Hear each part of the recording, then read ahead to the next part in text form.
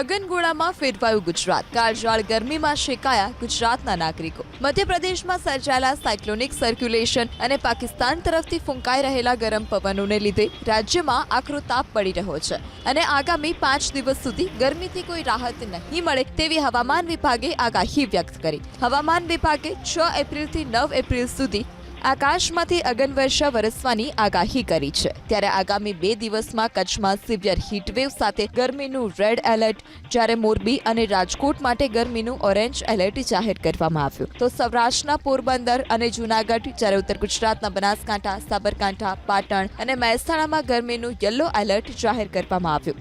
कच्छ के लिए हम आज ऑरेंज अलर्ट दिए हैं और अगले 2 दिन उसे रेड वार्निंग भी दिया गया है और इसमें जो गुजरात रीजन की जो नॉर्दर्न डिस्ट्रिक्ट है बनासकांठा, साबरकांठा, उसके साथ जो सटे हुए डिस्ट्रिक्ट है, इसके लिए भी हम हीट वेव का वार्निंग दे रहे हैं.